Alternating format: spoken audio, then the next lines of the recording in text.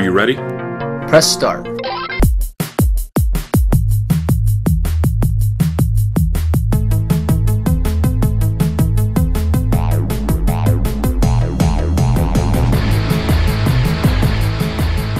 Welcome to Video Game Saga. Sitting next to me is the man who once ate a turkey leg to recover from a stabbing, my man Jim Combs. And next to me is the man who wishes he had this much hair on his chest because he's losing all his, Mr. Tony B. It looks like a Dr. Scrub. That's not sexy. That's not sexy. Jimmy, what do we got on tap today?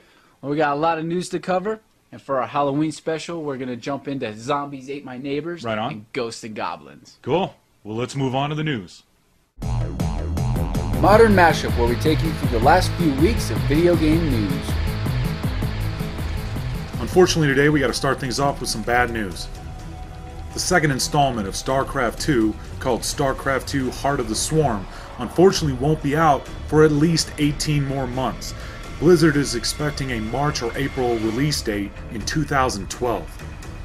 Now, originally the expansions were supposed to come out one a year. Now, fans are going to be disappointed that they have to wait that long to get the full StarCraft 2 experience. However, being Blizzard, it's totally going to be worth the wait.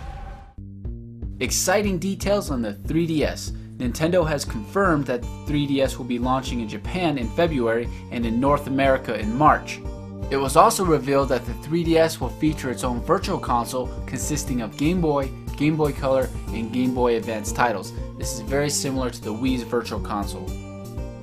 You will get a 2GB SD card for saving all your virtual console games, memory data, as well as all your photos.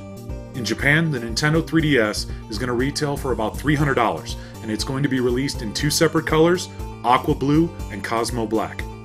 We've also been given a general idea of the launch titles: Legend of Zelda Ocarina of Time, Nintendogs, Pilot Wings Resort, Pro Baseball Spirits, Professor Layton and the Mask of the Miracle, Ridge Racer 3D, Samurai Warriors, Steel Driver, Super Monkey Ball, and lastly, Super Street Fighter 4 3D Edition.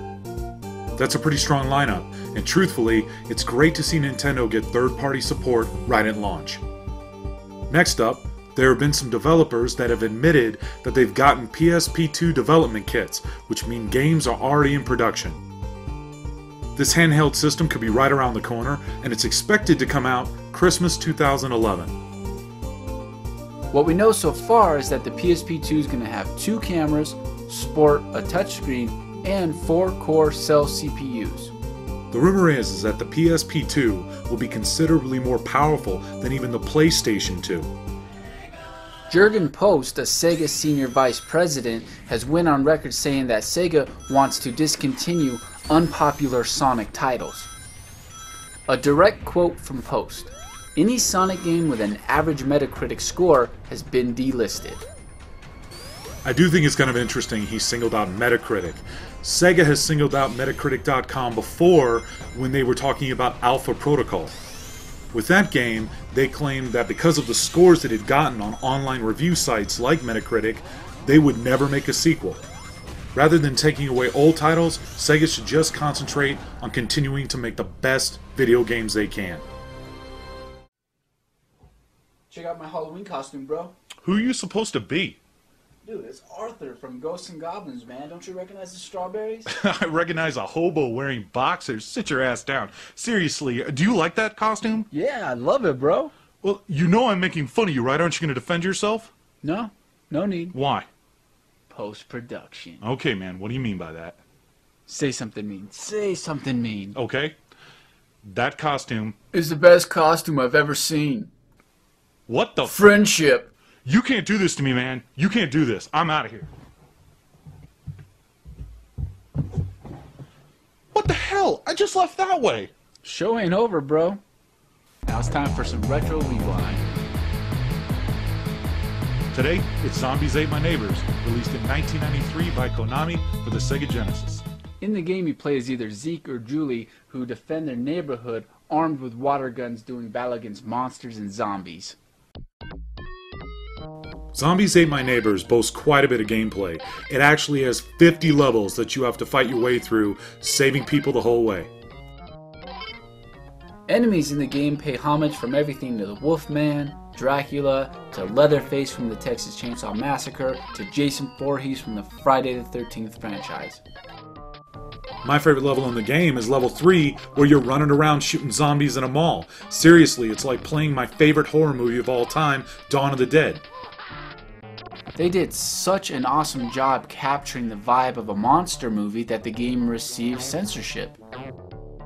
Sometimes the censorship was as simple as changing the color of the blood from red to purple, but in other instances they actually removed content or changed it altogether.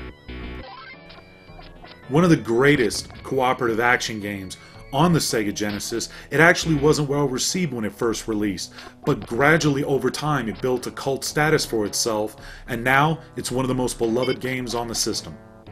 In addition to Zombies Ate My Neighbors on the Super Nintendo, not a lot of gamers know that the sequel is called Ghoul Patrol. Now, it was made by the same people, but it never saw a Sega Genesis release. So, Tony B, what's your strongest memory of Zombies Ate My Neighbors?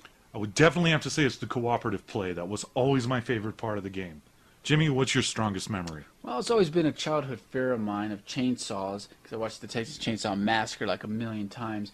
Anyway, in the game, there's an enemy who has a chainsaw cutting through the hedges, and he chases you down, and it's pretty creepy. Right on, man. We'll be back right after this. Just when you thought it was safe, the horror returns. Escaping the past means fighting for the future.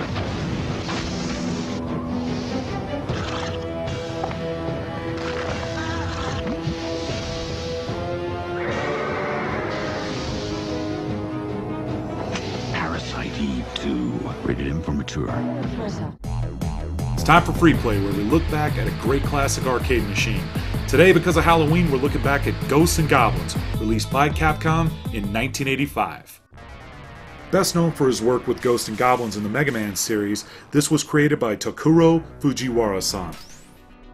Ghosts N Goblins is a 2D side-scrolling platformer where you play as Sir Arthur on a mission to take down zombies, orcs, demons, dragons, and all kinds of other undead enemies. You got 2 moves in your arsenal. You can attack and you can jump. Get hit once, you lose your armor and you're running around in your underwear. Get hit twice and you're dead.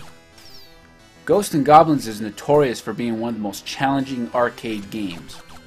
Challenging is an understatement. You have to go through the entire game just to reach Satan, who promptly tells you you have to do it all again at a harder difficulty if you want to actually save the princess. To make matters worse, you're on a timer to beat the level. And what happens if you can't beat the level in time? Well, you die. I gotta be honest, Jimmy, it's a struggle for me just to get past the first level. How about you? Are you any good at it? I could probably get to about stage 3, and then I'm owned. Well, you're a better man than me. And now we come to my favorite part of the show, 3 women my man Jim Combs finds attractive. First up, we have Eliza Dushku from Dollhouse. Jimmy, you had a chance to meet her in person, didn't you? I did last year at E3. I was playing the game Wet. She came up behind me to watch me play it, put her hand on me like this. She was so close I could smell the peppermint bubblegum she was chewing and felt her warm breath down my neck. I'd prefer you not touch me when you're sitting there in your boxers talking about a woman. Number 2, we have Carolyn Jones, who played Morticia Addams on the original Addams Family. Okay, so you know in the show she'd cut the top off those black roses. Well, let's just say I wouldn't let her cut the top off anything of mine. Good call. Number 3, we have the Triforce. Yeah, now keep an open mind, bro. It's mystical.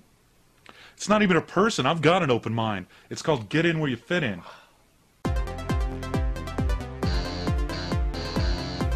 I promise.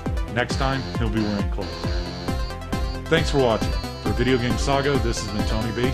And I'm Jim Combs saying, have a spooky and safe Halloween, stay young, and play some video games.